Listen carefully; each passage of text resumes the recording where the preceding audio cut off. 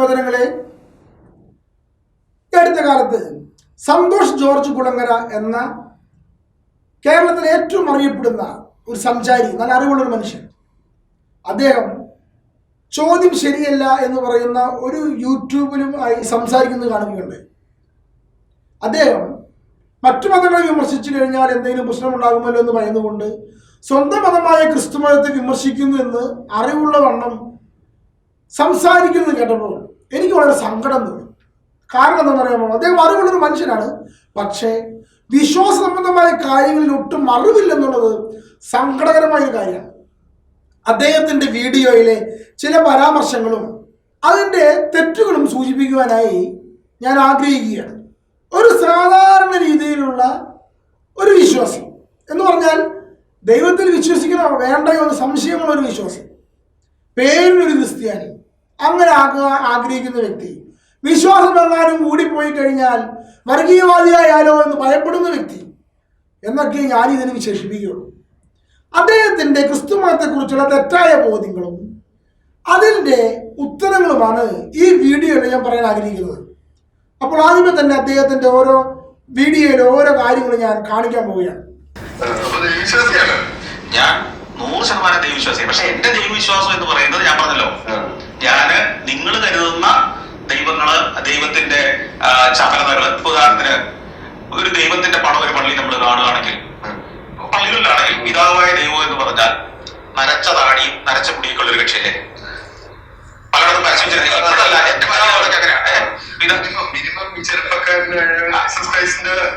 ഫാദറാണല്ലോ. അപ്പൊ ദൈവത്തിന് നരച്ച താടി ഉണ്ടാവണമെങ്കിൽ സ്വാഭാവികമായിട്ടും വയസ്സായതായിരിക്കുമല്ലോ. അപ്പൊ കുറച്ചു കാലം കൂടെ കഴിയുമ്പോഴും മരിച്ചു പോകും. പ്രിയ സഹോദരങ്ങളെ, ഇദ്ദേഹം പറയുകയാണ്, ഞാൻ നിരീശ്വരവാദിയൊന്നുമല്ല, ഞാനൊരു ഈശ്വരവിശ്വാസിയാണ്, ദൈവത്തിൽ ഞാൻ വിശ്വസിക്കുന്നു, പക്ഷെ നിങ്ങൾ ഉദ്ദേശിക്കുന്നത് പോലെയുള്ളൊരു ദൈവത്തിലല്ല ഞാൻ വിശ്വസിക്കുന്നത്. ഉദാഹരണം പറയുകയാണ്, പിതാവായ ദൈവം നരച്ച താടിയും മുടിയുമുള്ള രൂപമാണല്ലോ പിതാവായ ദൈവം. അപ്പോൾ അങ്ങനെയുള്ള പിതാവായ ദൈവം കുറച്ചുകൂടി പ്രായമായി എന്ത് സംഭവിക്കും? ജീസസ് ക്രൈസ്റ്റിന്റെ പിതാവ് എന്ന് പറയുമ്പോൾ നരച്ച താടിയും മീശയുമുള്ള ഒരു പിതാവായിരിക്കുമല്ലോ. ഇത് ഏറ്റവും വലിയ കാര്യം എന്ന് പറയുമോ? പിതാവായ ദൈവത്തിന് രൂപം ഇല്ല എന്നാണ് ക്രിസ്തുമതം പഠിപ്പിക്കുന്നത്. പ്രായമായ മീശയും താടിയും മുടിയും ഉള്ള ഒരു പിതാവായ ദൈവത്തിന്റെ രൂപം വെറും ഐക്കൺ മാത്രമാണ്. പിതാവായ ദൈവത്തെ സൂചിപ്പിക്കുന്ന ഒരു ഐക്കൺ, അത്രേ ഉള്ളൂ. യഥാർത്ഥത്തിൽ പിതാവായ ദൈവത്തിന് രൂപമുണ്ടെന്ന് ഏതെങ്കിലും ക്രിസ്ത്യാനികൾ വിശ്വസിക്കുന്നുണ്ടോ? ഇല്ല. ദൈവം അരൂപിയാണ് എന്നതാണ് ക്രൈസ്തവ വിശ്വാസത്തിന്റെ കാതൽ. അതിൽ പുത്രൻ തമ്പുരാൻ, അരൂപിയായ പുത്രൻ തമ്പുരാൻ മനുഷ്യനായി പിറന്നതുകൊണ്ടാണ് യേശു ക്രിസ്തു എന്ന മനുഷ്യരൂപം ഉണ്ടായത്. പിതാവായ ദൈവത്തിന് രൂപമില്ല, പരിശുദ്ധാത്മാവായ ദൈവത്തിന് രൂപമില്ല. പരിശുദ്ധാത്മാവായ ദൈവം ചരിത്രത്തിൽ പ്രാവിന്റെ രൂപത്തിലും തീനാവിന്റെ രൂപത്തിലും വന്നതുകൊണ്ട് അതും ഒരു ഐക്കണായിട്ട് ഉപയോഗിക്കുന്നു. അല്ലാതെ പരിശുദ്ധാത്മാവായ ദൈവത്തിന് രൂപമില്ല. ഇത് ഏതൊരു ക്രിസ്ത്യാനിക്കും അറിയാവുന്ന വളരെ സിമ്പിളായിട്ടുള്ള ഉത്തരാണ്. എന്നിട്ടാണ് ഇത്രയും അറിവുള്ള ഒരു മനുഷ്യൻ, നമ്മളെല്ലാം അറിവുണ്ടെന്ന് കരുതുന്ന ഒരു വ്യക്തി, ഒരു നിരീശ്വരവാദിയായ ഒരു വ്യക്തിയുടെ യൂട്യൂബ് ചാനലിൽ കുത്തിയിരുന്നിട്ട് പിതാവായ ദൈവം പ്രായമായ താടിയും മുടിയും മീശയും വെച്ചുള്ളതാണല്ലോ, അങ്ങനെയാണെങ്കിൽ കുറച്ചു കഴിഞ്ഞാൽ എന്ത് സംഭവിക്കും? മരിച്ചു പോകുമല്ലോ എന്ന് പറയുമ്പോൾ യഥാർത്ഥത്തിൽ സങ്കടം തോന്നില്ലേ? ഇദ്ദേഹം അറിഞ്ഞുകൊണ്ട് പറഞ്ഞതാണോ അതോ ക്രിസ്ത്യാനികളെ പരിഹസിക്കണമെന്ന് വെച്ച് പറഞ്ഞതാണോ എന്ന് എനിക്ക് അറിഞ്ഞുകൂടാ. അങ്ങനെയാണെങ്കിൽ ഞാൻ ഒരു ചിത്രം കാണിക്കാം. നോക്കൂ, ഈ ഒരു ചിത്രം നോക്കൂ. ഇത് പരിശുദ്ധ തൃത്വത്തെ അവതരിപ്പിച്ചിരിക്കുന്ന ചിത്രമാണ്. ഈ ചിത്രത്തിലെ 3 പേരും, പിതാവും പുത്രനും പരിശുദ്ധാത്മാവിനും മറിച്ചിരിക്കുക. വിശുദ്ധ ജസ്റ്റിൻ ട്രിഫോയുമായി നടത്തിയ സംവാദത്തിൽ AD 150 എഴുതപ്പെട്ട പുസ്തകത്തിന്റെ ബാക്ക്ഗ്രൗണ്ട് വെച്ചുകൊണ്ട് പിന്നീട് ഒരു റഷ്യൻ ചിത്രവരക്കാരൻ വരച്ചിട്ടുള്ള റുബിക് ഐക്കോണിക് ട്രിനിറ്റി ചിത്രമാണ് കാണുന്നത്. ഇതിൽ പിതാവിനും പുത്രനും പരിശുദ്ധാത്മാവിനും ഒരേ പ്രായമാണ്. കാരണം പിതാവും പുത്രനും പരിശുദ്ധാത്മാവും തുല്യരാണെന്ന് കാണിക്കുന്നതിന് വേണ്ടിയാണ് ഈ ഐക്കൺ ഉണ്ടാക്കിയിട്ടുള്ളത്. അബ്രാഹത്തിനടുത്തേക്ക് വന്ന 3 പേരെ പിതാവ് പുത്രൻ പരിശുദ്ധാത്മാവായിട്ട് വിശുദ്ധ ജസ്റ്റിൻ ചിത്രീകരിച്ചു അദ്ദേഹത്തിന്റെ രചനയിൽ. അതിനുള്ളൊരു ചിത്രമാണ് ഈ കാണുന്നത്. ഇതിന്റെ വലതുവശത്തിരിക്കുന്നത് പിതാവാണ്. പുറകിൽ സ്വർഗീയ സിംഹാസനത്തിന്റെ ദേവാലയത്തിന്റെ ഭാഗം. നടുക്കിലുള്ളത് യേശു ക്രിസ്തുവിനെ സൂചിപ്പിക്കുന്നു. ജീവന്റെ വൃക്ഷം പുറകിൽ കാണാം. ഇടതുവശത്തുള്ളത് പരിശുദ്ധാത്മാവിനെ സൂചിപ്പിക്കുന്നു. പുറകിൽ തിരമാല കാണാൻ സാധിക്കും. അപ്പോൾ നോക്കൂ, ഈ ഒരു ചിത്രം നോക്കിയിട്ട് പിതാവിന് പ്രായമായി എന്ന് സന്തോഷ് ജോർജ് കുളങ്ങര പറയുമോ? ഇനി പിതാവാദയത്തിന്റെ മറ്റൊരു ചിത്രമാണ് കൈ എന്നുള്ളത്. ഒരു കൈ നമ്മൾ കണ്ടിട്ടുണ്ടായിരിക്കും. അപ്പൊ ഇങ്ങനെയുള്ള സിമ്പലുകൾ കണ്ടിട്ട് അതിനെ അങ്ങനെ തന്നെയാണെന്ന് വരച്ചുകൊണ്ട് ചിത്രീകരിച്ചുകൊണ്ട് അതിനെ വിധിക്കുന്ന ഏറ്റവും നിസ്സഹായമായ അവസ്ഥയല്ലേ ഇത്രയും അറിവുള്ള സന്തോഷ് ജോർജ് കുളങ്ങര ക്രിസ്ത്യാനിറ്റിയെ കുറിച്ച് ചിന്തിച്ചു വെച്ചിട്ടുള്ളത്, പിതാവായ ദൈവത്തെ കുറിച്ച് ചിന്തിച്ചു വെച്ചിട്ടുള്ളത്? ചിന്തിച്ചു നോക്കൂ. എന്നിട്ട് ഇത് കാണുന്ന അനേകം വ്യക്തികൾ, അദ്ദേഹത്തിന് അറിവുണ്ടെന്ന് കരുതുന്ന അനേകം വ്യക്തികൾ ഈ ഒരു ഐക്കണിക് ആയുള്ള ഒരു വിഷയത്തെ അതുപോലെ തന്നെ കൺസെപ്റ്റ് ചിന്തിച്ചുകൊണ്ട് ഇദ്ദേഹത്തിന്റെ വാക്കുകളെ ഏറ്റുപിടിച്ചുകൊണ്ട് ക്രിസ്തുമതത്തെ പരീക്ഷിക്കുന്ന അപഹാസ്യരായി പോവുകയില്ല. ചിന്തിച്ചു നോക്കൂ. ഞാൻ അടുത്ത് ശ്രദ്ധിക്കാം. 500 കൊല്ലം മുമ്പത്തെ മനുഷ്യനെ ഇങ്ങനെയൊക്കെ ആയിരുന്നു വിശ്വസിപ്പിച്ചിരുന്നത്, അല്ലെങ്കിൽ അവരെ അതിലേക്ക് കൊണ്ടുവന്നിരുന്നത്. ഇന്ന് അതെല്ലാം നമ്മൾ പറയുന്നില്ല. പണ്ട് തന്നെ എന്റെ ബാല്യകാലത്തൊക്കെ പറയാൻ ഞാൻ കേട്ടിട്ടുണ്ട്, ഈ മനുഷ്യൻ മരിച്ചു കഴിഞ്ഞാൽ സ്വർഗത്തിലേക്ക് നേരിട്ട് പോവില്ല. ഇടയ്ക്കൊരു സ്ഥലമുണ്ട്, ശുദ്ധീകരണ സ്ഥലം. ഈ ശുദ്ധീകരണ സ്ഥലത്ത് ചെല്ലുന്ന ഒരാൾ രക്ഷപ്പെടണമെങ്കിൽ ഭൂമിയിലുള്ള ആളുകൾ അവർക്ക് വേണ്ടി പ്രാർത്ഥിക്കുകയും കുർബാന അർപ്പിക്കുകയും ഒപ്പീസിന്റെയും പള്ളിയും സെമിത്തേരിയും പോയി പ്രാർത്ഥിക്കുകയും ഒക്കെ ചെയ്ത് കുറെ വർഷങ്ങൾ കൊണ്ടേ ഇത് പോവുള്ളൂ. ഇപ്പൊ പക്ഷെ അധികം നമ്മൾ ശുദ്ധീകരണ സ്ഥലത്തെ കുറിച്ച് പറഞ്ഞു കേൾക്കാറുണ്ടോ?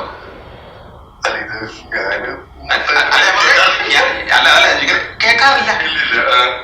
നോക്കൂ, ഇദ്ദേഹം പറയുന്ന അടുത്ത ബ്ലണ്ടറാണ് ഇപ്പൊ നമ്മൾ കേട്ടത്. അദ്ദേഹത്തിൻ്റെയൊക്കെ ചെറുപ്പത്തിലെ സ്വർഗത്തെക്കുറിച്ചും നരകത്തെക്കുറിച്ചൊക്കെ പഠിപ്പിക്കുമ്പോൾ സ്വർഗത്തിലേക്ക് പോകുന്നതിന് മുമ്പ് ശുദ്ധീകരണ സ്ഥലം എന്ന സ്ഥലത്തേക്ക് പോകും. നമ്മൾ കുറെ പൈസക്ക് കൊടുത്ത് കുർബാന ചൊല്ലിച്ചു കഴിഞ്ഞാൽ മാത്രമേ അവിടെ നിന്ന് സ്വർഗത്തിലേക്ക് പോവുകയുള്ളൂ. ഇപ്പൊ ആരെങ്കിലും ശുദ്ധീകരണ സ്ഥലത്തെ പറ്റി പറയുന്നുണ്ടോ? ആരും തന്നെ പറയുന്നില്ലല്ലോ എന്ന് ഇദ്ദേഹം തന്നെ പറയുകയാണ്. അങ്ങനെയായിരുന്നു പണ്ട് പഠിപ്പിച്ചിരുന്നത്. അതോ ഇപ്പൊ ഇങ്ങനെ പറയുന്നില്ലേ? ഒന്നും അന്വേഷിക്കാമായിരുന്നില്ലേ? ഇന്നും അന്നും എന്നും സഭയുടെ വ്യക്തമായ പ്രബോധനമുണ്ട്. 6-ാം നൂറ്റാണ്ടിലാണെന്ന് എൻ്റെ ഓർമ്മ. അന്ന് മുതലുള്ള ഒരു വ്യക്തമായ പ്രബോധന രേഖയുണ്ട്. ശുദ്ധീകരണ സ്ഥലം എന്ന് പറയുന്ന ഒരു അവസ്ഥയിലൂടെ ആത്മാക്കൾ സ്വർഗത്തിലേക്ക് പ്രവേശിക്കുന്നു. ഇന്നും അത് തന്നെ സഭയുടെ പ്രബോധനം, മാറിയിട്ടൊന്നുമില്ല. മരിച്ചുപോയൊരു വ്യക്തി, ആ വ്യക്തിയുടെ പരിശുദ്ധി സ്വർഗത്തോളം ദൈവത്തിന്റെ പരിശുദ്ധിയോട് ചേർന്ന് നിൽക്കുന്നില്ലെങ്കിൽ ആ വ്യക്തിയെ സ്വർഗത്തിലേക്ക് എടുക്കുന്നതിന് വേണ്ടി ശുദ്ധീകരണ പ്രക്രിയയിലൂടെ ആ വ്യക്തി കടന്നു ചെല്ലുന്നു. ഇതൊരു സ്ഥലമല്ല എന്ന് സഭ പഠിപ്പിക്കുന്നുണ്ട്. അതായത് മനുഷ്യന്റെ അന്ത്യങ്ങൾ, മരണം, വിധി, സ്വർഗം, നരകമാണ്. സ്വർഗം നരകം എന്നതുപോലെ ഒരു സ്ഥലമല്ല ശുദ്ധീകരണ സ്ഥലം. സ്വർഗത്തിലേക്ക് മനുഷ്യൻ പ്രവേശിക്കുന്നതിനുള്ള ശുദ്ധീകരണ പ്രക്രിയയാണ് ശുദ്ധീകരണ സ്ഥലം. അവിടെ മനുഷ്യന്റെ ആത്മാവിനെ ശുദ്ധീകരിക്കുന്നു, ആത്മാവ് സ്വർഗത്തിലേക്ക് പ്രവേശിക്കുന്നു. ഇത്രേ ഉള്ളൂ. പക്ഷെ ഇദ്ദേഹം കരുതുന്നത് എന്താ? അദ്ദേഹത്തിന്റെ ചെറുപ്പത്തിൽ കാറ്റഗിസ്റ്റിൽ പഠിപ്പിച്ചിട്ടുണ്ടായിരിക്കും ശുദ്ധീകരണ സ്ഥലം ഉണ്ടെന്ന്. ഇപ്പൊ അദ്ദേഹം പള്ളിയിൽ പോകാത്ത കാരണം കൊണ്ട് ശുദ്ധീകരണ സ്ഥലം കേൾക്കുന്നുണ്ടാവില്ല. അത്രയുള്ള കാര്യം. ഇപ്പോഴും സഭയുടെ പ്രബോധനം അനുസരിച്ച് ശുദ്ധീകരണ പ്രക്രിയയിലൂടെ ഒരു വ്യക്തിയുടെ, മരിച്ചുപോയ വ്യക്തിയുടെ ആത്മാവ് പരിശുദ്ധി പ്രാപിച്ചിട്ടില്ലെങ്കിൽ ആ ശുദ്ധീകരണ പ്രക്രിയ പ്രവേശിക്കുക തന്നെ വേണം. പൈസ കൊടുത്തിട്ട് ശുദ്ധീകരണ സ്ഥലത്ത് കൂടെ സ്വർഗത്തേക്ക് പ്രവേശിപ്പിക്കാൻ പറ്റുമോ? അങ്ങനെ സഭ പഠിപ്പിക്കുന്നുണ്ടോ? ഒരിക്കലും പഠിപ്പിക്കുന്നില്ല. മറിച്ച് നമുക്ക് അവർക്ക് വേണ്ടി പ്രാർത്ഥിക്കാം, അത്രേ ഉള്ളൂ. അത് ഇന്നും എന്നും ശുദ്ധീകരണ സ്ഥലത്തുള്ള വ്യക്തികൾ ശുദ്ധീകരണ പ്രക്രിയയിലേക്ക് പ്രവേശിക്കുമ്പോൾ നമുക്ക് അവർക്ക് വേണ്ടി ദൈവത്തിന്റെ തിരുമുമ്പിൽ പ്രാർത്ഥിക്കാൻ സാധിക്കും. അവർക്ക് വേണ്ടി വിശുദ്ധ ബലികൾ അർപ്പിച്ചുകൊണ്ടും അവർക്ക് വേണ്ടി പ്രാർത്ഥനകൾ അർപ്പിച്ചുകൊണ്ടും അവരുടെ വേദനകളിൽ നമുക്ക് സഹായിക്കാൻ സാധിക്കും. ഉദാഹരണത്തിന്, ഭൂമിയിൽ ഒരു വ്യക്തി ഒരു ക്ലേശത്തിലൂടെയോ സഹനത്തിലൂടെയോ എന്തെങ്കിലും പ്രോബ്ലത്തിൽ കടന്നു പോകുമ്പോൾ നമ്മൾ അവർക്ക് വേണ്ടി പ്രാർത്ഥിക്കുന്നില്ലേ? അവർ രക്ഷ പ്രാപിക്കാൻ വേണ്ടി നമ്മൾ അവർക്ക് വേണ്ടി പ്രാർത്ഥിക്കുന്നില്ലേ? നമ്മുടെ നിയോഗങ്ങൾക്ക് വേണ്ടി നമ്മൾ വിശുദ്ധ കുർബാന അർപ്പിച്ച് പ്രാർത്ഥിക്കുന്നില്ലേ? നമ്മുടെ നിയോഗങ്ങൾക്ക് വേണ്ടി നോവേനയിൽ പ്രാർത്ഥിക്കുന്നില്ലേ? ഇതുപോലെ മരണമടഞ്ഞ് ശുദ്ധീകരണ പ്രക്രിയ സഹനത്തിലൂടെ പ്രവേശിക്കുന്ന ആത്മാക്കൾക്ക് വേണ്ടി നമ്മൾ പ്രാർത്ഥിക്കുമ്പോൾ നമ്മുടെ പ്രാർത്ഥന ദൈവം കേൾക്കുകയും ആ സഹനത്തിൽ അവർക്ക് ആശ്വാസം ലഭിക്കുകയും ചെയ്യും. നമ്മുടെ പ്രാർത്ഥന ദൈവം കേൾക്കുമെന്നും നമ്മുടെ പ്രാർത്ഥനകൾ വഴി നമ്മുടെ നിയോഗങ്ങൾ ഭൂമിയിൽ നടപ്പിലാക്കപ്പെടുമെന്നും നമ്മൾ വിശ്വസിക്കുന്നുണ്ടെങ്കിൽ അതുപോലെ തന്നെ സഹന സഭയിലുള്ള ആ വ്യക്തികളുടെയും ആത്മാക്കൾക്ക് നമ്മുടെ പ്രാർത്ഥന ഉപകാരപ്രദമാകും. അല്ലാതെ പണം കൊടുത്ത് കുർബാന ചൊല്ലിച്ചുകൊണ്ട് ഈ ആത്മാവിനെ സ്വർഗ്ഗത്തിലേക്ക് കയറ്റാമെന്ന് ഒരു ക്രിസ്ത്യാനിക്കും ബോധ്യമില്ല. ഇദ്ദേഹത്തിന്റെ തെറ്റായ ചില ബോധ്യങ്ങൾ അദ്ദേഹം പറയുന്നത് ഇപ്പൊ ശുദ്ധീകരണ സ്ഥലത്തെ കുറിച്ചുള്ള പഠനം സഭയിലില്ലെന്ന്. അങ്ങനെ ഒരു എടുത്തു കളഞ്ഞൊരു പ്രബോധനം അല്ലത്, ഇത് ഡോഗ്മാറ്റിക് പ്രബോധനമാണ്. ശുദ്ധീകരണ പ്രക്രിയ എന്നുള്ള വസ്തുതയുണ്ട്, ശുദ്ധീകരണ സ്ഥലമുണ്ട് എന്നുള്ള കാര്യം. അപ്പൊ ഇതൊന്നും അറിയാതെ അദ്ദേഹം പറഞ്ഞത് അടിസ്ഥാനപരമായ വിശ്വാസ കാര്യങ്ങളൊന്നും അറിയാതെ ഉണ്ട് എന്ന് ഭാവിച്ചുകൊണ്ട് സ്വന്തം സഭയെ വിമർശിക്കുമ്പോൾ അദ്ദേഹം ഇത്ര അറിവുള്ള മനുഷ്യനാണെന്നുള്ള കാര്യം നമ്മെ ഏറ്റവും അധികം വിഷമിപ്പിക്കുന്നത്. ഞാൻ അടുത്തത് കേൾക്കാം. നമുക്ക് കിട്ടിയ ഒരു മൂല്യബോധം, അതാണ് ഇതിന്റെ എല്ലാ അടിസ്ഥാനം. നിങ്ങൾക്കൊരു നമുക്കറിയാവുന്ന സമൂഹത്തിൽ തന്നെ പലതരം മൂല്യബോധമുണ്ട്. പക്ഷെ ഇതിനൊരു പ്രശ്നം എന്താ അറിയോ? ചിലരുടെ മൂല്യബോധം സൃഷ്ടിച്ചത് മതങ്ങളാണ്. ചിലർക്ക് ഈ മതമില്ലെങ്കിലും മൂല്യബോധം ഉണ്ടാകുന്നുണ്ട്. ഞാൻ ചോദിക്കട്ടെ, മതവിശ്വാസം ഇല്ലാത്ത നാടുകളുണ്ട്, മനുഷ്യരുണ്ട്, അവർക്കൊന്നും മൂല്യബോധമില്ലേ? ഏറ്റവും തീവ്രമായ മതപ്രവർത്തനങ്ങൾ ഇല്ലാത്ത സ്കാൻഡിനേവിയൻ രാജ്യങ്ങൾ, ഞാൻ ഉദാഹരണം പറയാം. ആ രാജ്യങ്ങളിൽ ചെന്നാൽ മുമ്പേ നമ്മൾ പറഞ്ഞ നിങ്ങളുടെ തൊട്ടടുത്ത അയൽക്കാരനെ, നിങ്ങളുടെ സഹജീവിയെ ദ്രോഹിക്കരുതെന്ന് ഏറ്റവും അധികം വിശ്വസിക്കുകയും പ്രവർത്തിക്കുകയും ചെയ്യുന്ന അവരാണ്. അവിടെ ഒരു ശല്യമുണ്ടാക്കുന്ന ഒന്നും, ഒരു ശബ്ദം പോലും പുറത്ത് കേൾക്കാൻ പാടില്ലെന്നാണ് അവർ വിശ്വസിക്കുന്നത്. എന്റെ വീട്ടിലെ ശബ്ദം എന്റെ മതിലിനപ്പുറത്തേക്ക് പോകാൻ പാടില്ല. എന്റെ വീട്ടിൽ പാചകം ചെയ്താൽ മീൻ പൊരിച്ചതിന്റെ സ്മെല്ല് അപ്പുറത്തെ വീട്ടുകാരൻ ശരിയാണെങ്കിൽ അത് പാടില്ല എന്ന് വിശ്വസിക്കുന്ന സമൂഹങ്ങളാണ് അവിടെ. അത്രയും സൂക്ഷ്മമായ കാര്യങ്ങൾ പോലും ശ്രദ്ധിക്കുന്ന ജനസമൂഹമാണ് അവിടെ. സ്കാൻഡിനേവിയൻ രാജ്യങ്ങളിൽ ജീവിക്കുന്ന ധാരാളം മലയാളികൾ ചോദിച്ചറിയാം. അവിടെ മനുഷ്യർ മറ്റൊരു മനുഷ്യർ ഒരു ബുദ്ധിമുട്ടാക്കുന്ന ഒരു കാര്യവും ചെയ്യില്ല. എല്ലാവരും സഹായിച്ചോളുന്നില്ല. പക്ഷെ ഏറ്റവും മിനിമം നമുക്ക് ചെയ്യാൻ കാര്യം എന്താ? ഉപദ്രവിക്കാതിരിക്കുക. ഇനി ഇദ്ദേഹം പറയുന്ന അടുത്ത കാര്യമാണ് മൂല്യബോധം. ഈ മൂല്യബോധം നൽകുന്നത് മതങ്ങളാണെന്നുള്ളത് നമ്മുടെ ഒരു തെറ്റിദ്ധാരണയാണ്. അതിന് ഉദാഹരണം പറയുന്നത് സ്കാൻഡിനേവിയൻ രാജ്യങ്ങളാണ്. ആ രാജ്യങ്ങളിൽ മൂല്യബോധം വളരെയധികം ഉയർന്നതാണ്. അത് ശരിയാണ്. അവരുടെ ധാർമ്മിക ബോധം വളരെയധികം ഉയർന്നതാണ്. അപ്പൊ ഇദ്ദേഹം പറയും മതമില്ലെങ്കിലും അവരിൽ ഇത്രയധികം മൂല്യബോധം ഉണ്ടെങ്കിൽ മതം എന്തിനാണ് മനുഷ്യനെ എന്നാണ് ഇദ്ദേഹം ചോദിക്കുന്ന ചോദ്യം.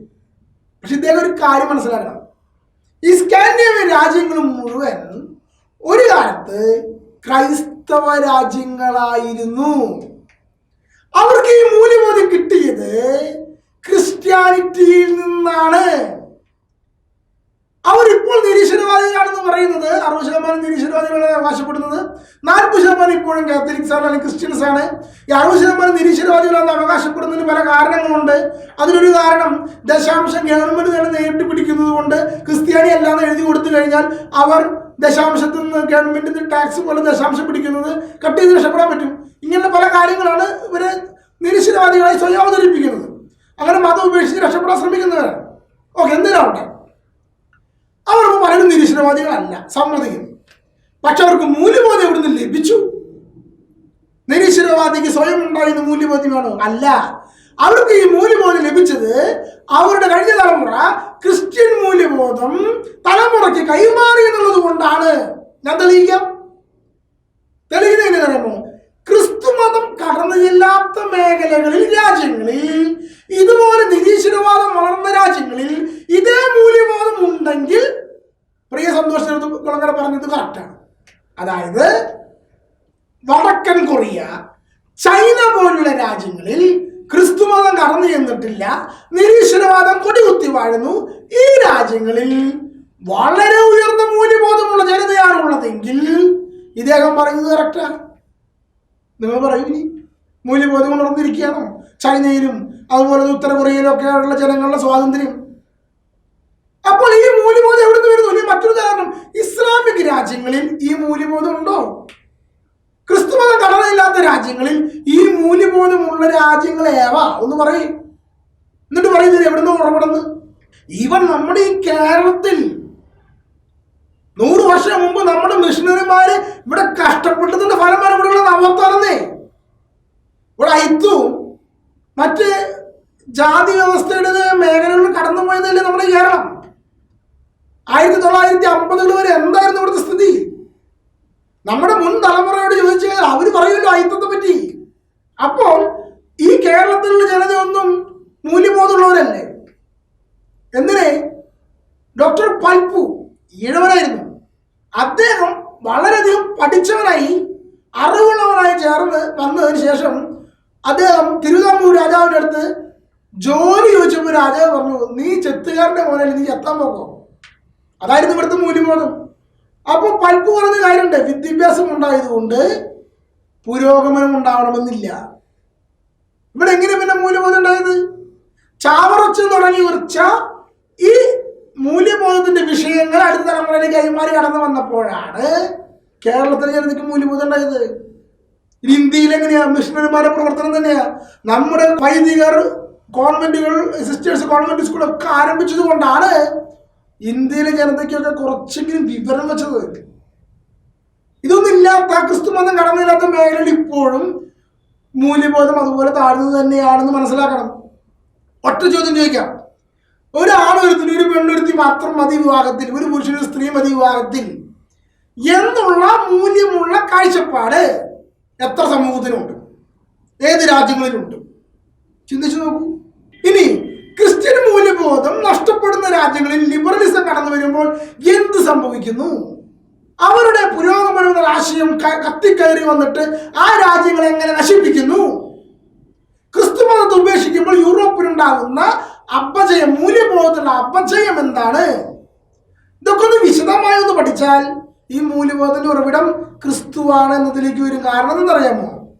നിങ്ങളുടെ ദൈവമായ കർത്താവ് പരിശുദ്ധനായിരിക്കുന്നത് പോലെ നിങ്ങളും പരിശുദ്ധനായിരിക്കുവിൻ, നിങ്ങളുടെ സുഹൃത്തുനായ പിതാവ് പരിപൂർണനായിരിക്കുന്ന പോലെ നിങ്ങളും പരിപൂർണനായിരിക്കുവിൻ എന്നുള്ള ധാർമ്മികതയുടെ പരിപൂർണത മുന്നിൽ വെച്ചുകൊണ്ടാണ് ക്രിസ്തു മതം ഈ വിഷയം സംസാരിക്കുന്നത്, ധാർമ്മികതയെ കുറിച്ച് സംസാരിക്കുന്നത്.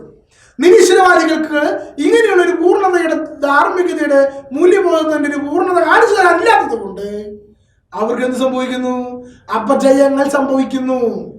അപ്പോൾ സ്കാൻഡിനേവിയൻ രാജ്യങ്ങൾ എടുത്തുകൊണ്ട് ഈ മൂല്യബോധത്തെ കുറിച്ച് ചർച്ച ചെയ്യരുത് എന്ന് സന്തോഷ് ജോർജ് കുളങ്ങരയോടും അതുപോലുള്ള നാസ്തികരോടും വിനീതമായി അപേക്ഷിക്കുകയാണ്. ഞാൻ അടുത്ത വീഡിയോ കാണാം. ഈ മതം പഠിപ്പിച്ച ഏതെങ്കിലും കാര്യം മനുഷ്യൻ അറിയാത്ത കാര്യമായിരുന്നു? എനിക്ക് എന്റെ ചിന്ത അല്ലെ, എന്റെ ചോദ്യം ഇതാണ്, മതം പഠിപ്പിച്ച ഏതെങ്കിലും കാര്യം മനുഷ്യരാശിക്ക് അറിയത്തില്ലാത്ത കാര്യമായിരുന്നു? അല്ലാന്നാണ് എന്റെ അഭിപ്രായം. പക്ഷെ ഈ മതങ്ങൾ ഉണ്ടായി വരുന്നതാണല്ലോ. അപ്പം ആരെങ്കിലും ഒരാൾ നല്ല കാര്യം പറഞ്ഞു കേട്ട് അത് അത് അത് കൊള്ളാമെന്ന് തോന്നുമ്പോ അതൊരു മതം. ഞാൻ പറഞ്ഞത് അതിനു മുമ്പ് അതുണ്ടായിരുന്നു. കൊലപാതകം തെറ്റാണെന്ന് ഇപ്പൊ ബൈബിളിൽ തന്നെ പറഞ്ഞാല് പുതിയ നിയമം വരുന്നതിന് മുമ്പ് പഴയ നിയമമുണ്ട്. ഈ പഴയ നിയമത്തിലും ഈ പറഞ്ഞ മോശയ്ക്ക് 10 കൽപ്പനകൾ കൊടുത്തല്ലോ.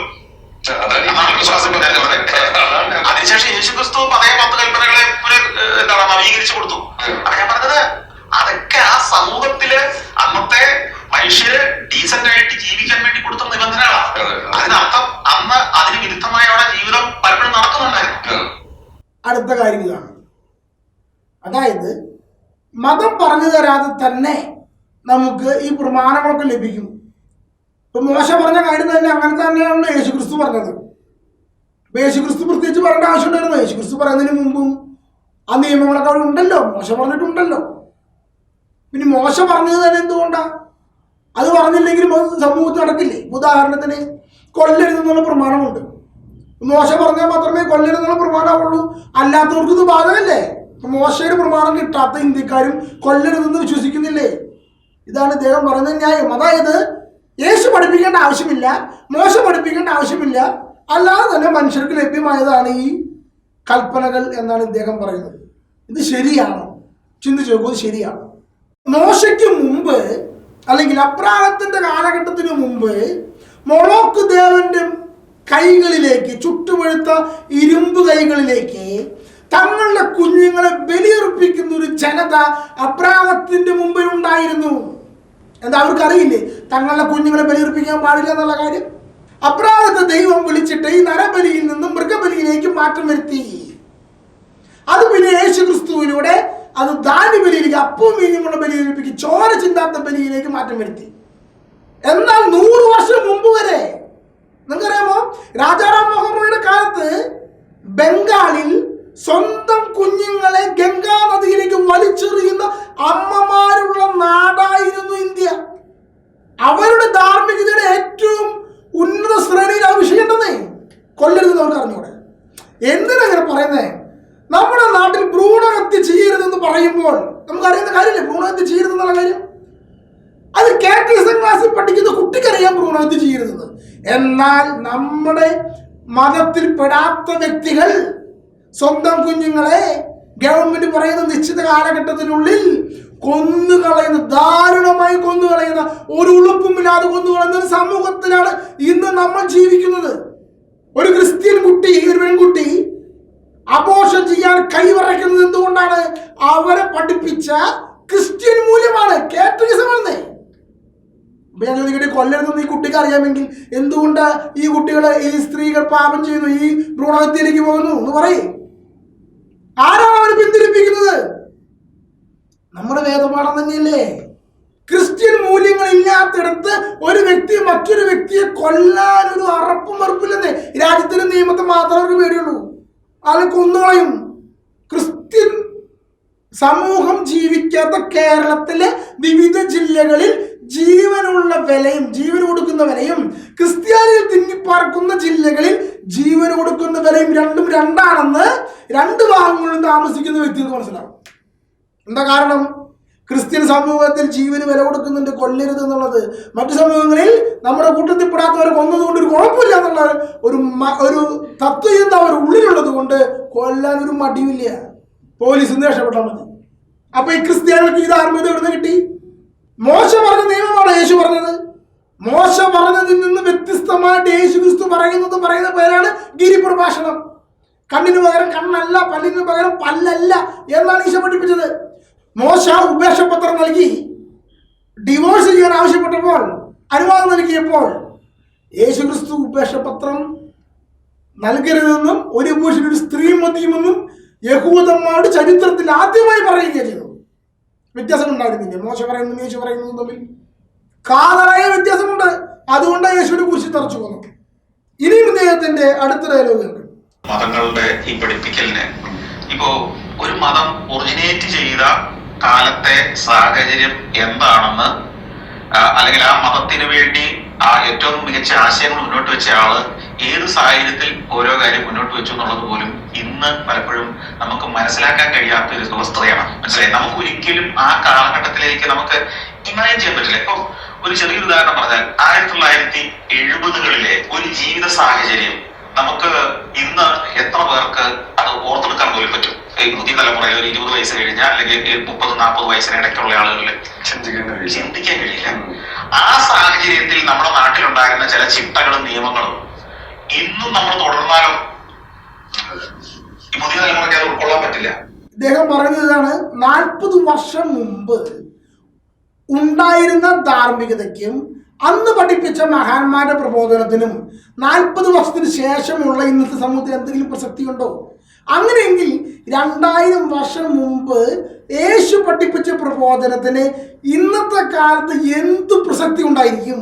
അതുകൊണ്ട് അടുത്ത തലമുറ, വിവരമുള്ള തലമുറ യേശു ക്രിസ്തുവിന്റെ പ്രബോധനങ്ങൾ എടുത്ത് ദൂരെ കളയും എന്നാണ് ഇദ്ദേഹം ഇതിലൂടെ സമർത്ഥിക്കാൻ ആഗ്രഹിച്ചത്.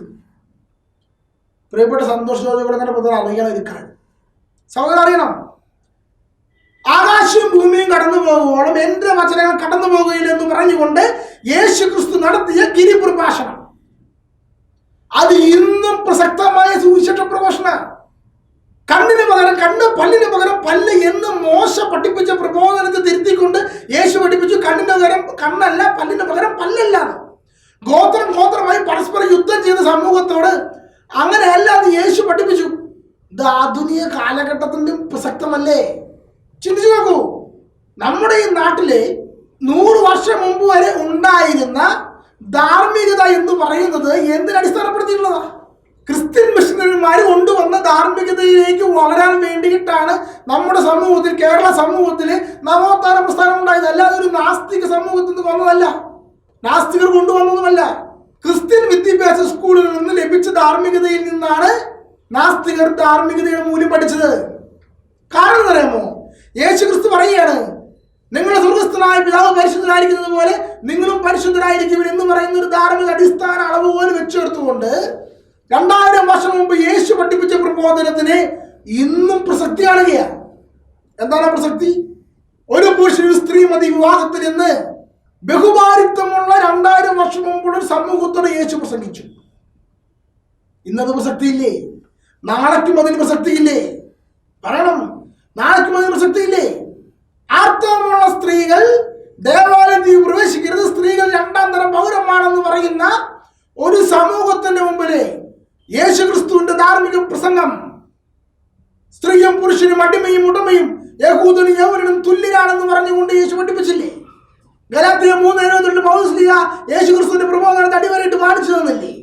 അപ്പോൾ ഇത് 2000 വർഷം മുമ്പുണ്ടായിരുന്ന ഒരു സമൂഹത്തിൽ യേശു നടത്തിയ ഇടപെടലുകൾ വരും കാലത്തും പ്രസക്തമായുള്ളതാണ്. 2000 വർഷമായി നിലനിൽക്കുന്നതും വരും കാലത്തേക്ക് പ്രസക്തമായുള്ളതാണ് എന്നുള്ളത് കൊണ്ടാണ് യേശു ക്രിസ്തു ഇന്നലെയും ഇന്നും എന്നും ഒരാൾ തന്നെയാണെന്ന് ഹെബ്രായ ലേഖകൻ എഴുതി വെച്ചത്. അതാണ് ധാർമ്മികതയുടെ യേശു ക്രിസ്തുവിന്റെ പ്രസംഗത്തിന്റെ അർത്ഥം എന്ന് പറയുന്നത്. യേശു ക്രിസ്തു സംസാരിച്ചത് 2000 വർഷം മുമ്പാണെങ്കിലും ഇന്നും പ്രസക്തമായ ഒരു കാര്യമാണ്. ഞാൻ ചോദിക്കട്ടെ, ഏതെങ്കിലും നിരീശ്വരവാദിക്ക് യേശു ക്രിസ്തുവിന്റെ ധാർമ്മികതയിൽ കുറ്റം ആരോപിക്കാൻ സാധിക്കുമോ? ഇന്നും ക്രിസ്ത്യാനികൾക്കെതിരെ തർക്കിക്കുന്ന നിരീശ്വരവാദികൾ എടുക്കുന്നത് ക്രിസ്തുവിനെയല്ല, സഭയിൽ ഏതെങ്കിലും കുറവുകൾ കാണിച്ചുകൊണ്ട് അച്ഛൻ ഇങ്ങനെ ചെയ്തു, ആ കന്യാസ്ത്രീ അങ്ങനെ ചെയ്തു എന്നല്ലാതെ ക്രിസ്തുവിനെ കുറ്റം പറഞ്ഞുകൊണ്ട് ഒരു നിരീശ്വരവാദിക്ക് ക്രിസ്ത്യാനിയോട് വെല്ലുവിളിക്കാൻ സാധിക്കുമോ? 2000 വർഷം മുമ്പ് യേശു പഠിപ്പിച്ചതല്ലേ? ആ പ്രബോധനത്തെ വെല്ലുവിളിക്കുവാൻ ഇന്നുള്ള ഏതെങ്കിലും നാസ്തികന് സാധിക്കുമോ? പറയണം, സന്തോഷത്തോടെ പറയണം, ക്രിസ്തുവിന്റെ പ്രബോധനത്തിൽ ഏതാണ് ഇത്ര മൂല്യച്യുതി വന്ന പ്രബോധനമെന്ന്. സ്ത്രീകളെ 2ാം തരം പൗരമായി കാണുന്ന ആ സമൂഹത്തില് സ്ത്രീയും പുരുഷനും തുല്യരെന്ന് പറഞ്ഞുകൊണ്ട് രക്തസ്രാവക്കാരിയായ സ്ത്രീയെ ചേർത്ത് പിടിച്ചുകൊണ്ട് അഗസ്റ്റിനോസ് ദമാസ്കസ് മാർപ്പാപ്പയ്ക്ക് എഴുതിയ കത്തിന് മറുപടിയായി ദമാസ്കസ് മാർപ്പാപ്പ പറഞ്ഞു, രക്തസ്രാവക്കാരി സ്ത്രീയെ യേശു ചേർത്ത് നിർത്തിയതുകൊണ്ട് ദേവാലയത്തിനുള്ളിൽ പ്രവേശിക്കുവാൻ അർത്ഥമുള്ള സ്ത്രീകൾ അശുദ്ധരെന്ന് പറയേണ്ടതില്ല, അവർ വിശുദ്ധരാണ് എന്ന് പറഞ്ഞത് കൊണ്ടാണ് ഇന്നും ദേവാലയത്തിലെ അൾത്താരയിൽ കയറി സ്ത്രീകൾ ബൈബിൾ വായിക്കുന്നത്. ഏതെങ്കിലും മതങ്ങളിലെ ഏതെങ്കിലും പഴയകാല മഹാന്മാര് പറഞ്ഞിട്ടുണ്ടോ? ഏതെങ്കിലും മതങ്ങളിലുണ്ടോ ശ്രീകോവിലിനകത്തേക്കോ ദേവാലയത്തിലേക്ക് സ്ത്രീകളെ പ്രവേശിപ്പിക്കാൻ പറ്റുന്നുള്ള കാര്യം? എന്നാൽ ക്രിസ്തു മതത്തിന് സാധ്യമാണല്ലോ. എന്തുകൊണ്ടാ? യേശു പറഞ്ഞ എന്തെങ്കിലും പ്രബോധനം 2000 വർഷം മുമ്പ് പറഞ്ഞ എന്തെങ്കിലും പ്രബോധനം ഇന്ന് പ്രസക്തമല്ലാത്തതുണ്ടോ? പറയണം, അങ്ങനെ ഏതെങ്കിലും പ്രബോധനം യേശു ക്രിസ്തുവിന്റെ പ്രബോധനം ഇന്ന് പ്രസക്തമല്ല എന്നുണ്ടെങ്കിൽ ഞാൻ ക്രിസ്തു മതം ഉപേക്ഷിക്കാൻ തയ്യാറാണ്. കാരണം യേശു ക്രിസ്തുവിനൊക്കെ വലിയ ധാർമ്മികത പറയുന്ന നാസ്തികൻ ആരാണെന്ന് എനിക്ക് പറയണമല്ലോ. അങ്ങനെയാണെങ്കിൽ ആ നാസ്തികത ക്രിസ്തു മതത്തെ വളർന്നു വലുതാവുമല്ലോ. ഒരു കാര്യം മനസ്സിലാക്കണം, ധാർമ്മികതയുടെ പൂർണ്ണത എന്ന് പറയുന്നത് ദൈവമാണ്. നിങ്ങളുടെ സ്വർഗ്ഗസ്ഥനായ പിതാവ് പരിശുദ്ധനായിരിക്കുന്ന പോലെ നിങ്ങളും പരിശുദ്ധരായിരിക്കുവിൻ, നിങ്ങളുടെ സ്വർഗ്ഗസ്ഥനായ പിതാവ് പരിപൂർണനായിരിക്കുന്ന പോലെ നിങ്ങളും പരിപൂർണനായിരിക്കുവിൻ എന്ന് പറയുന്നത് എന്താണെന്നറിയാമോ? ധാർമ്മികതയുടെ പരിപൂർണതയെ കാണിച്ചു തന്നുകൊണ്ടാണ് ധാർമ്മികതയുടെ അളവുകോൽ എടുക്കുന്നത്. എന്റെ ധാർമ്മികതയുടെ അളവുകോൽ എടുക്കുന്നത് 2000 വർഷമായി 2000 വർഷമായി യേശു ക്രിസ്തു പ്രബോധനം പറഞ്ഞിട്ട്, എന്നിട്ടും യേശു ക്രിസ്തുവിന്റെ പ്രബോധനം ഇന്ന് നിലനിൽക്കുന്നത് കൊണ്ട് ഞാൻ യേശുവിനെ ദൈവം എന്ന് വിളിക്കും. ഏതെങ്കിലും ഒരു മനുഷ്യനെ കാണിച്ചതാ? 2000 വർഷം മുമ്പ് എന്തിനെ 100 വർഷം മുമ്പ് പറഞ്ഞ ഒരു വ്യക്തിയുടെ പ്രബോധനം ഇന്നത്തെ പ്രസക്തി ഉണ്ട് എന്ന് പറയുന്ന രീതിയിൽ ഒന്ന് പറഞ്ഞത്. അപ്പോൾ എന്തുകൊണ്ട് ഇത്രയും 2000 വർഷം നിലനിൽക്കുന്നത്? ക്രിസ്തുവിന്റെ ധാർമ്മിക മൂല്യങ്ങൾ യഥാർത്ഥ സത്യങ്ങളാണ്. യേശു പറഞ്ഞില്ലേ, വഴിയും സത്യവും ജീവനും ഞാനാകുന്നു. ആ സത്യം എന്ന് പറയുന്ന അർത്ഥത യഥാർത്ഥ ധാർമ്മിക മൂല്യം ക്രിസ്തുവിന്റെ സത്യങ്ങളാണ് എന്നുള്ളത് കൊണ്ടാണ് ഇന്നും പ്രസക്തിയുള്ളത്. ഏതെങ്കിലും ക്രിസ്ത്യാനിക്ക് യേശു ക്രിസ്തുവിന്റെ ധാർമ്മിക മൂല്യം മോശമാണ് എന്നുള്ളത് കൊണ്ട് ലജ്ജിക്കേണ്ടി വന്നിട്ടുണ്ടോ? അടിമത്തം നിലനിൽക്കുന്ന ആ കാലഘട്ടത്തിൽ യേശു ഇപ്രകാരം പറയുക, ദാസന്മാരെന്ന് ഞാൻ നിങ്ങളെ വിളിക്കുകയില്ല, ഞാൻ നിങ്ങളെ സ്നേഹിതന്മാരെന്ന് വിളിക്കുന്നു. കുറച്ചു നേരം കഴിഞ്ഞപ്പോൾ യേശു ക്രിസ്തു പറയുകയാണ്, ഞാൻ നിങ്ങളെ സഹോദരന്മാരെന്ന് വിളിക്കുന്നു, എന്റെ പിതാവ് നിങ്ങളുടെ പിതാവ് എന്ന് പറഞ്ഞുകൊണ്ട് സ്വന്തം പിതാവിനെ ശിക്ഷണങ്ങൾക്ക് നൽകിക്കൊണ്ട് സഹോദരന്മാരാക്കിക്കൊണ്ട് യേശു ക്രിസ്തു തന്റെ പ്രബോധനം അവസാനിപ്പിക്കുന്നത്. ചെറിയ കാലകാരി സ്ത്രീ യേശു നായാന്ന് വിളിച്ചില്ലേ? അപ്പൊ യേശു ക്രിസ്തുവിന്റെ ഉള്ളിൽ ജാതി വ്യവസ്ഥ ഉണ്ടല്ലോ എന്ന് യേശു കുറ്റമാരോപിക്കുന്ന നാസ്തികരെ ഞാൻ കണ്ടിട്ടുണ്ട്. നിങ്ങൾ മനസ്സിലാക്കണം, ശിഷ്യന്മാരുടെ ഉള്ളിൽ വിജാതിയർ നായ്ക്കളെ പോലെയാണ് എന്നുള്ള കൺസെപ്റ്റിനെ ഇല്ലാതാക്കാൻ വേണ്ടി ക്രിസ്തു അവരുടെ ഉള്ളിലേക്ക് ഈ ഒരു വാചകം പറഞ്ഞ് അവരുടെ മനസ്സിനും പഠിപ്പിച്ചു കൊടുത്തുകൊണ്ട് അവസാനം അതിന്റെ കൺക്ലൂഷൻ ഇതുപോലൊരു വിശ്വാസം ഇസ്രായേൽ പോലും കണ്ടിട്ടില്ല എന്ന് പറഞ്ഞുകൊണ്ട് അവസാനിപ്പിക്കുകയാണ്. കാനാങ്കാരിയുടെയും അതുപോലെ തന്നെ റോമ ശതാധിപിന്റെയും എല്ലാം വിശ്വാസത്തിന്റെ ആഴം ഇസ്രായേൽ സമൂഹത്തിൽ പോലും ഇല്ല എന്ന് പറഞ്ഞുകൊണ്ട് അവർ പഠിപ്പിക്കുകയാണ്. എന്താണ് ക്രിസ്തുവിന്റെ ധാർമ്മികത? ഈ ലോക ചരിത്രത്തിൽ അടിമത്തം ഇല്ലാതാക്കുവാൻ കാരണമായത് ബൈബിൾ ഉയർത്തിപ്പിടിച്ചുകൊണ്ടുള്ള അടിമകളുടെ സമര. അമേരിക്കയിൽ അതായിരുന്നു അടിമത്തത്തിനെതിരെയുള്ള സമരം. ഈ ലോകക്രമത്തെ ഇത്രയും നവോത്ഥാനത്തിലേക്ക് എത്തിച്ചിട്ടുണ്ടെങ്കിൽ അത് ക്രിസ്തുവിന്റെ പ്രബോധന. ഇനി നാളെയും ക്രിസ്തുവിന്റെ പ്രബോധനം തന്നെയാണ് സമൂഹത്തെ ഉയർത്താൻ പോകുന്നത്.